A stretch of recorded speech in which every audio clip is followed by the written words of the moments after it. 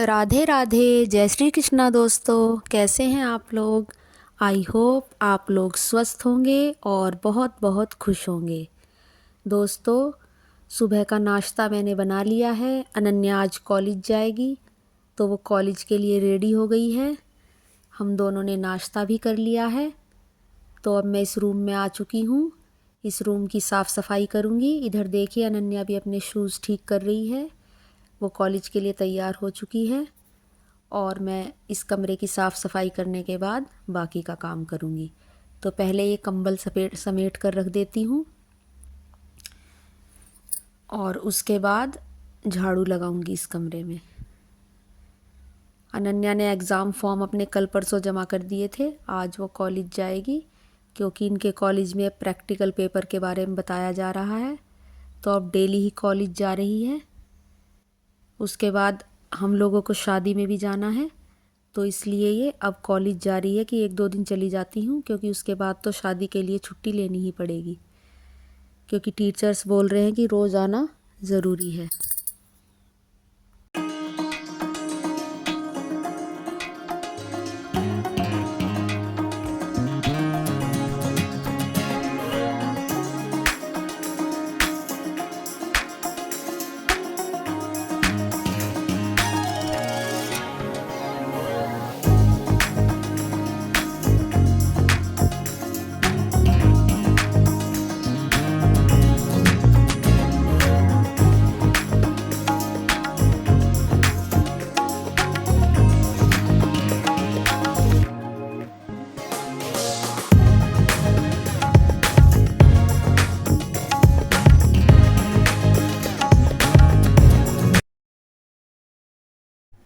दोस्तों, कमरे में तो झाड़ू लग चुकी है मेरी।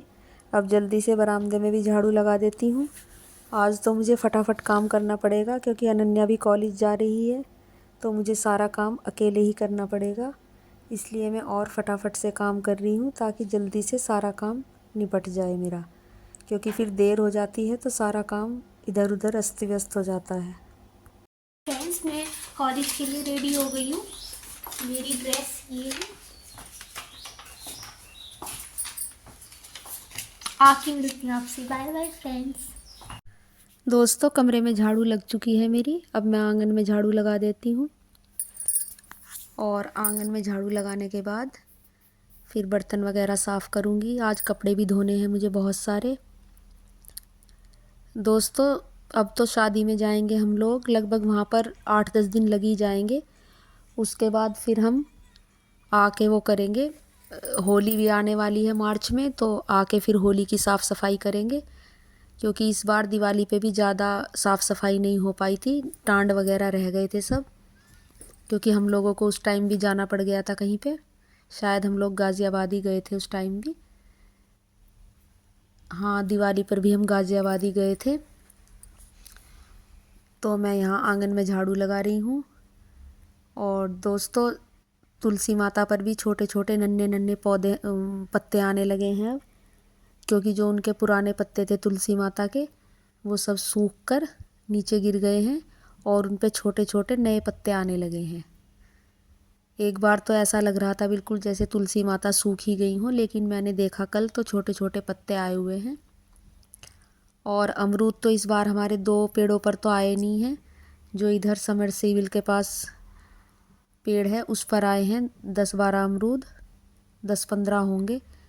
तो इस पर ठीक आते हैं अमरूद, लेकिन इस बार पता नहीं डाली अमरूदों की थोड़ी थोड़ी सूख रही हैं। तो दोस्तों, व्लॉग में कंटिन्यू रहिए।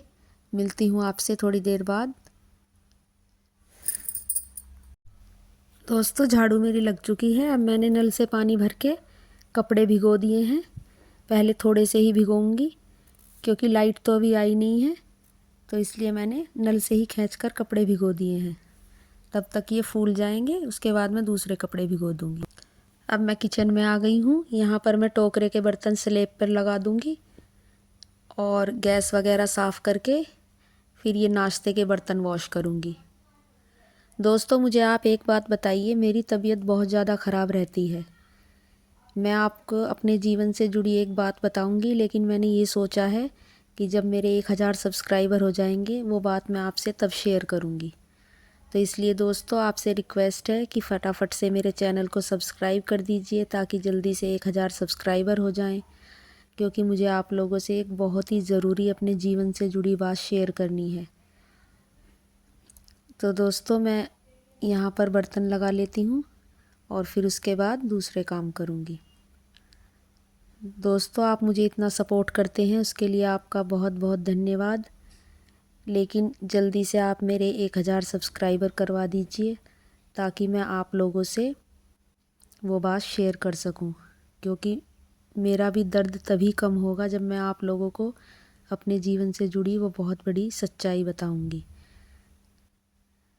तो दोस्तों आपके सपोर्ट के लिए बहुत बहुत धन्यवाद। इस तरह ही मुझे मोटिवेट करते रहिए। तो मैं बर्तन वॉश कर लेती हूँ और उसके बाद आपसे मिलती हूँ। पहले दोस्तों किचन में भी झाड़ू लगा लेती हूँ, उसके बाद बर्तन वॉश करूँगी।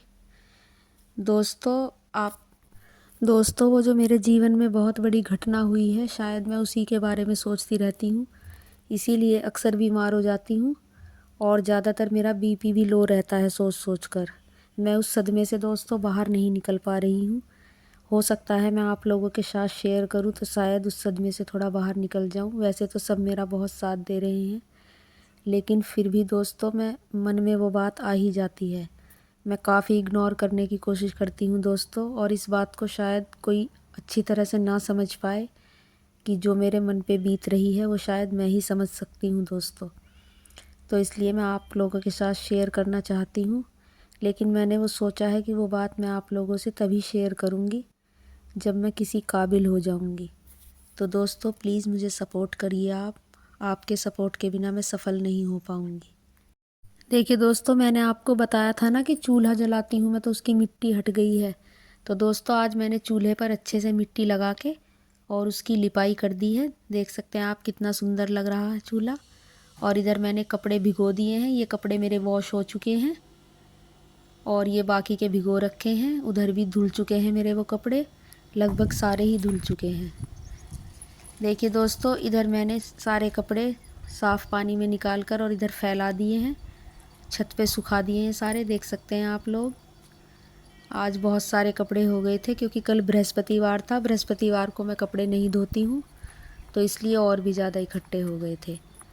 तो देख सकते हैं दोस्तों आप मेरी यूट्यूब फैमिली लंच बन के रेडी हो चुका है।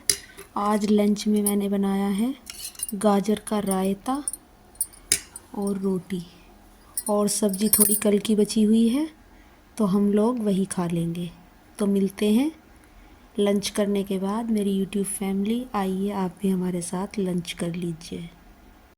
दोस्तों लौकी के रायते की तरह गाजर का रायता भी काफ़ी टेस्टी लगता है और हेल्दी भी रहता है, तो आप इसे ज़रूर ट्राई करिएगा बनाकर।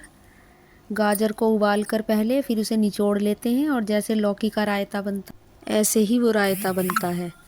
तो दोस्तों कल मिलते हैं एक नए व्लॉग वीडियो में। तब तक हंसते रहिए, मुस्कुराते रहिए, आपका घर आंगन खुशियों से महकता रहे दोस्तों।